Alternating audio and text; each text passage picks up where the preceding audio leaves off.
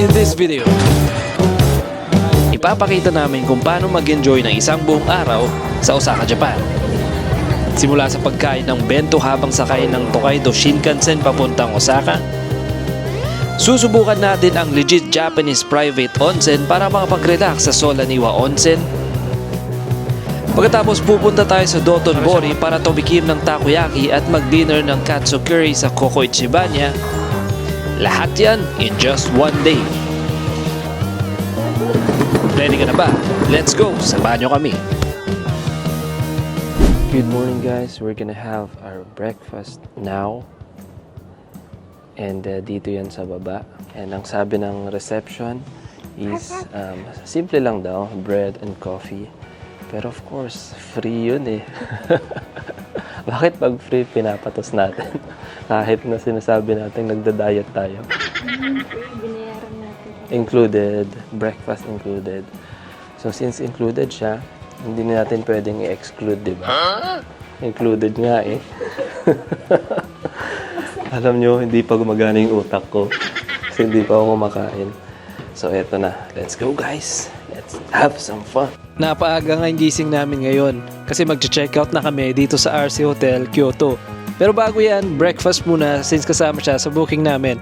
Alam mo, ang ganda ng concept nila dito, super creative kasi ikaw mismo yung pipili ng design ng plato mo.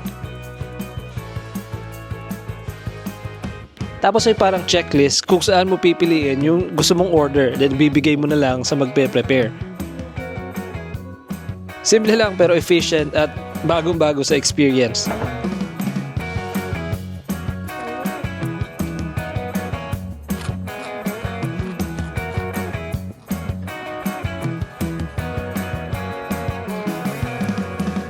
Alam mo, kahit maliit yung space, ang galing nila kasi nagawa nilang maging cozy at aesthetic yung lugar. Ito overall, maganda talaga yung stay namin dito. Unang-una, location pa lang, panalo na kasi nasa mismong tourist area ka. Pangalawa, malinis yung kwarto. Pangatlo, mababait yung staff. Isa talaga siya sa mga stays na simple lang pero para sa akin, memorable. Bye RC Kyoto. Alis na kami. We're heading to train station kasi mag-Shinkansen kami papuntang Osaka. Dito ba?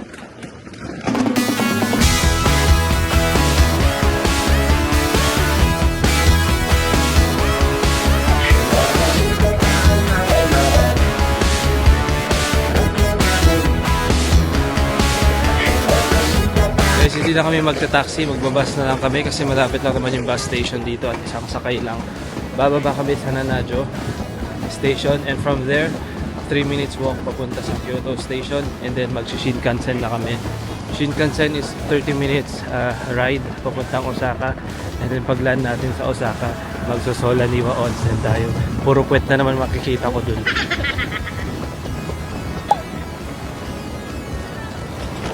Touchdown, Kyoto Station. Let's go! Hindi tayo nakapili ng magandang ikibin. Grabe, after ilang ligaw, sa wakas, nandito na. Pabalik-balik. Hindi pala gumagana yung QR system nila, kaya kumuha kami ng ticket. Ang hirap. Nahulas na siya, Ben. Nahulas na lahat.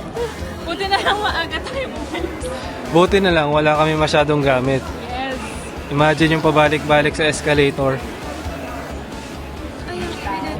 And bumili kami ng Ekiben. Jan. Jan. Ano yung binili mo? Eel. Last time yung binili natin seafood, grabe, Yeah. amoy na amoy sa train. Ano, seafood binili ko. Meron.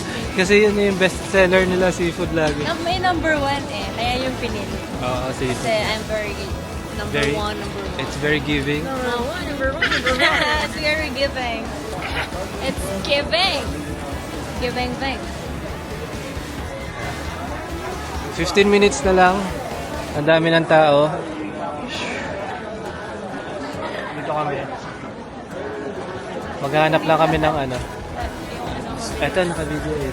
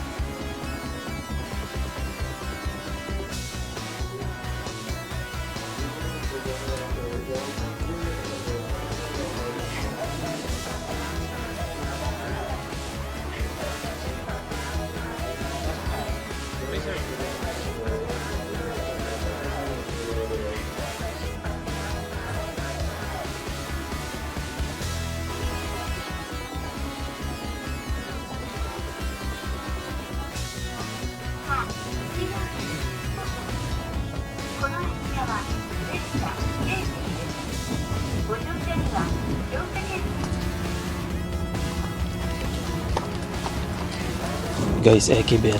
Itong kinuha ko is chicken. Sa kanila is fish with egg. Hindi ko nilalakasan yung boses ko kasi bawal magsalita sa loob. Out of respect na lang sa mga taga dito, lokal.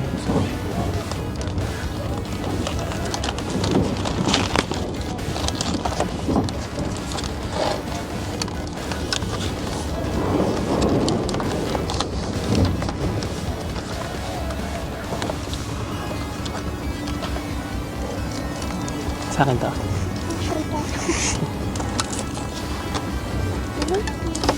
Yan.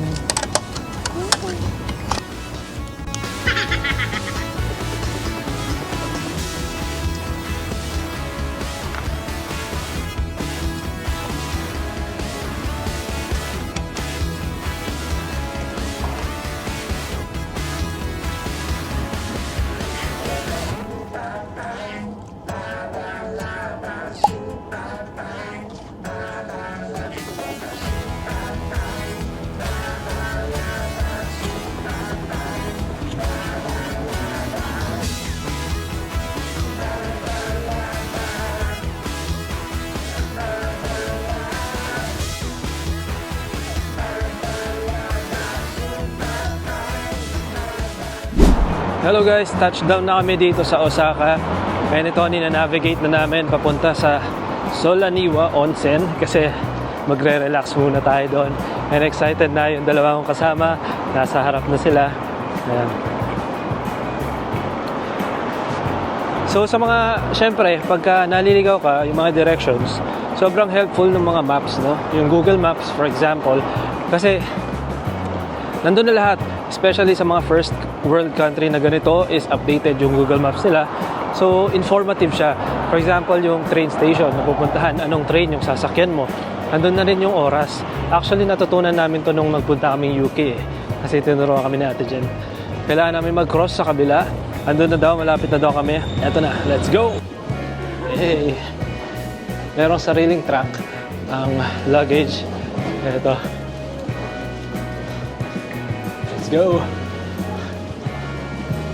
Naalala ko na to, malapit na kami. Dito din kami dumaan last time. Kasi pagkalaan namin dito din, dumiretso kami sa Solaniwa para mag-relax muna. So, feeling ko malapit na talaga kami. Here! Sobrang lapit lang kasi indikit lang nito yung station. So, kung gusto mong nahingal kung gusto nyo ma-experience yung authentic Japanese onsen, meron dito, Solaniwa.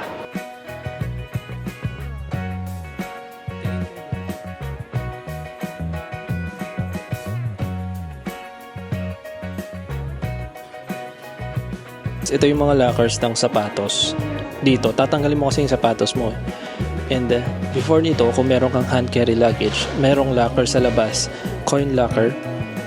So magde-deposit ka ng 600 yen para malagay mo yung locker. Kasi hindi pwede yung locker sa loob, ay yung hand carry luggage sa loob. Ang pwede lang dun is mga backpacks, mga small bags. And dun na rin yung changing area. So ito na yung pila, papasok sa loob. Medyo marami ding tao. Guys, merong bathing etiquette dito. So before ka mag-take a bath sa public bath, kailangan mo muna mag-green. Pala yung key sa locker namin, and meron na siyang IC. So ito na lang i-scan nila pag meron kaming kunwari bibilin sa labas ay sa dito sa loob, i-scan lang yung IC card and babayaran mo siya bago ka makalabas. Kung mahilig ka sa anime o Japanese movies, malamang nakita mo na yung mga eksena sa onsen. Ang onsen ay isang traditional Japanese hot spring bath. Natural na mainit ang tubig galing sa ilalim ng lupa na ginagamit para mag-relax at minsan para sa health benefits na din. Kadalasan public siya kaya shared yung bathing areas at part talaga siya ng culture dito sa Japan. Kaya naman kami, susubukan namin to dito sa Solaniwa Onsen sa Osaka. Sobrang laki ng place at talagang design siya para makapag-relax ka.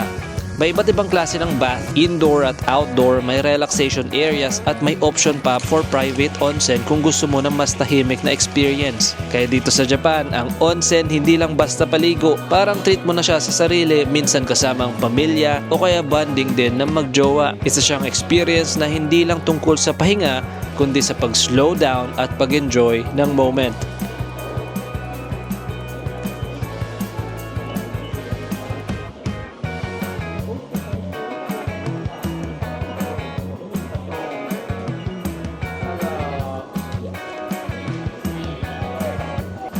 Let's go! Sana si Gun? Bibidyo pa. Guys, ito yung mga changing clothes, mga yukata. So, mamimili ka lang ng design na gusto mo. Ito yung pang women eh. So, sa taas merong ito, iba't ibang kulay. Merong white designs, black, blue, yellow, pink, then white and black. Sa men's, medyo onti lang yung options. Kasi neutral colors lang naman. Itong brown meron, itong green meron, itong blue, and gray. So, mamili ka lang dyan. Ito green, maganda yata to. So guys, mamili tayo ng aking yukata. Ano kayo magandang kulay? Feeling ko maganda ang gray ba maganda? Kulay ko din naman ang gray. Ito green. Ito blue. Ito gray. So, ito ako. Gray. Dito lang tayo, large, 5'5" to 5'9".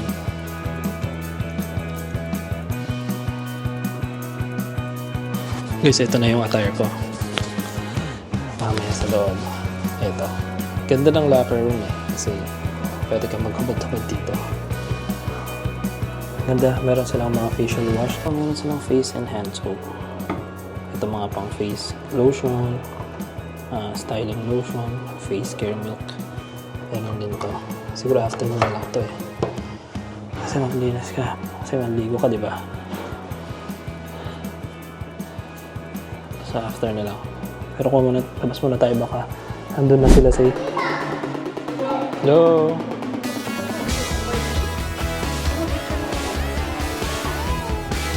Ganda mo naman dyan. Angle mo yan.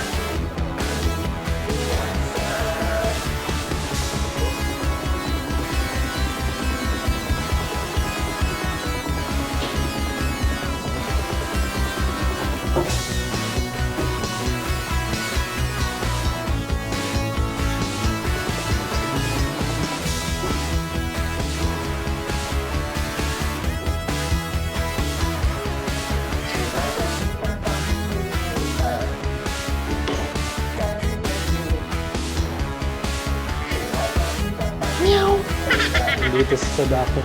Ay, si The Grudge.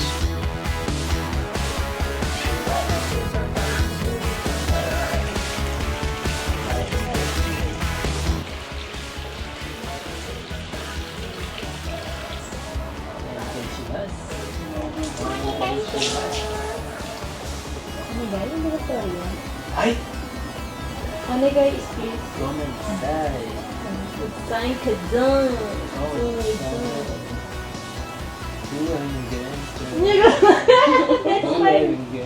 Gang po. So that was our experience here in Solaniwa. Ito yung private room na binook namin. Separate to sa entrance fee na binayad namin doon sa entrance. Kaya nga entrance fee. Pero if you wanna experience Osaka, or Japan itself.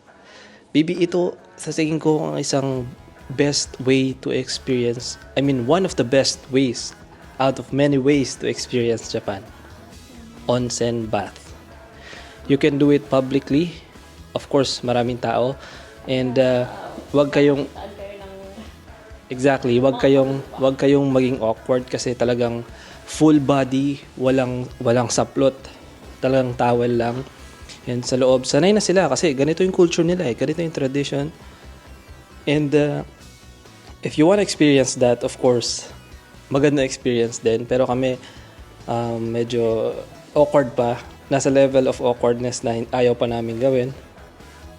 And nga pala, reminder, kung meron kang tats, bawal ang public bath. So, most likely, mag-private ka na lang. Ma-experience mo din yun. And of course, ito, sarili mo yung onsen bath. And talagang nakaka-relax. Grabe. Sobra. Ito yung second time namin. Ang saya, no? Super. Second time. Babalik-balikan. Ganon kasarap maging turista dito sa Japan. Of course, it comes with a price. Pero sulit. Dito lang to sa Solaniwa. Dito sa Osaka. Malapit lang to sa train station. Nilakad lang natin, di ba? Can I have one of these, please? Siyempre, pagkatapos maligo, chibog muna. Isa sa mga nagustuhan ko dito sa Solaniwa Onsen ay yung system nila. May IC band silang ibibigay sa'yo, kaya hindi mo na kailangan magdala ng cash o card habang nasa loob. Lahat ng purchases mo, food, drinks, kahit iba't ibang services, diretso na lang na naka-record sa band mo. Tapos babayaran mo na lang siya sa counter bago ka lumabas. Sobrang convenient, di ba? At isa ito sa mga maliliit na bagay na talagang pinag-iisipan nila para mas maging seamless yung experience. Kaya kapag nagta-travel ka sa ibang bansa, minsan yung ganitong details pa yung mas tumatatak, yung hindi mo inaasahan pero sobrang nagpapadali ng buong experience.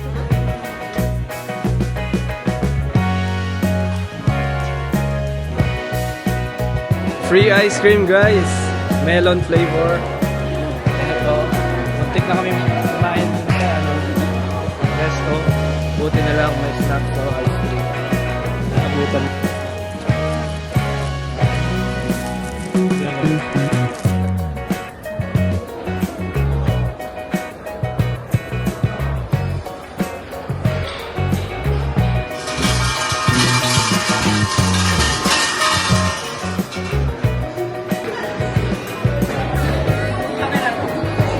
Aside from food trip, syempre hindi natin papalagpasin itong mga arcade games. May iba't ibang pwedeng gawin. May boxing, racing, pati shooting games.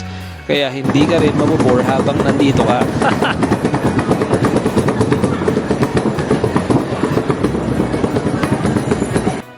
Parang hindi lang siya pang relax, may konting fun and games din, kaya mas kumpleto yung experience. Talagang pang stress reliever to, yung tipong papasok kang pagod, pero lalabas kang parang nakag-reset ka. Pero ayun nga, makikita mo rin kung paano nila ginagawang experience, hindi lang basta service.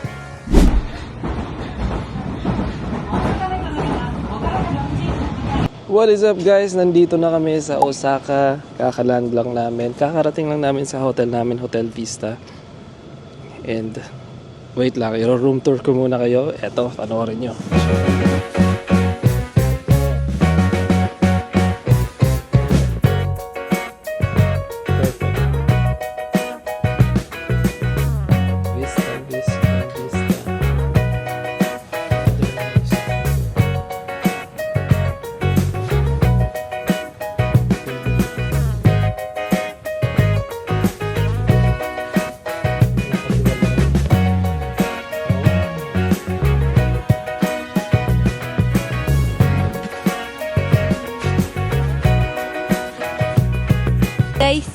Hi guys, welcome to my channel. Ay! Hindi ko pala to channel guys, sorry. Naligaw lang ako sa channel na... may salim pusa sa vlog. Yeah, salamat po. Pupunta? And where are we? Where were we? Where are we? Ay, Hindi ko alam actually, ano lang ako dito. nakikid lang po siya, mga friendies. Where are we? Where were we? Ay, hindi ko alam actually, nakiki... Ano lang ako dito. Ay, Nakikid lang po siya, mga friendies. Where are we? Where were we? Ay, hindi ko alam actually, nakiki... Ano lang ako dito. Ano lang ako dito. Tingnan mo naman, Ito na pala yung Osaka. Baka... ding, ding, ding, ding, ding. Napaka-pangit na natin dito. Sam, help! Dalian mo, Sam. Tayo nagugutom na kami. Guys, sadly, hindi pwede ang walk-in sa Surugyu. So, hindi namin matitikman yung Kobe beef sa Surugyu. Kaya naman, dumiretso na kami dito sa Dotonbori. At dito na lang kami maghahanap ng kakainan namin. Let's see kung meron tayong mahanap na Kobe beef. Or, that's number 1 option. Number 2, mag-try na lang kami ng katsu curry. Kare. And ang aim natin is mapuntahan yung mga restaurants na maraming lokal. Kasi kung maraming lokal, sigurado niyan masarap. At panlasang lokal, authentic. So guys, let's go. First night dito sa Osaka, kakain tayo. Ang Dotonbori ay isa sa pinaka-famous areas dito sa Osaka. Kilala ito sa bright neon lights, malaking signages tulad ng Likoman, at syempre, street foods.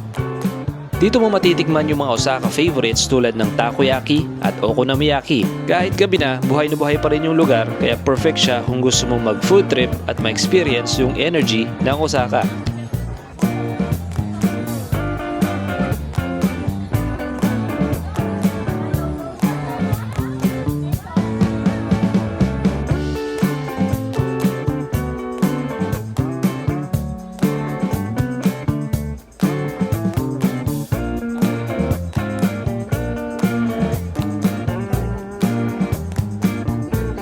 First, street food, nakakainin namin ito. Kinakain namin ngayon, takoyaki. Legit. Ito pala yung nag-viral na takoyaki. Manya, ma'am. Guys, of course, pag nandito ka sa Japan, titikman mo din yung katsu curry nila. So, andito kami ngayon sa Koko Ichibanya and tatry namin yung curry dito. Let's go!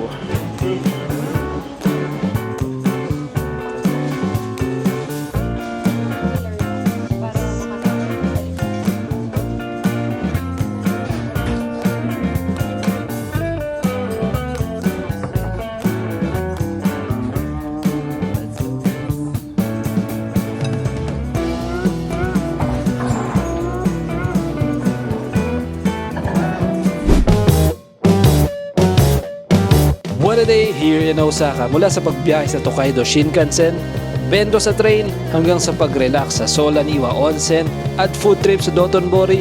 Simple lang yung araw pero puno ng experiences na talagang nagpapasarap sa pag-travel dito sa Japan. Hanggang dito muna ang vlog na to. Kita-kits sa susunod na lakad. Please don't forget to like and subscribe and hit the notification bell.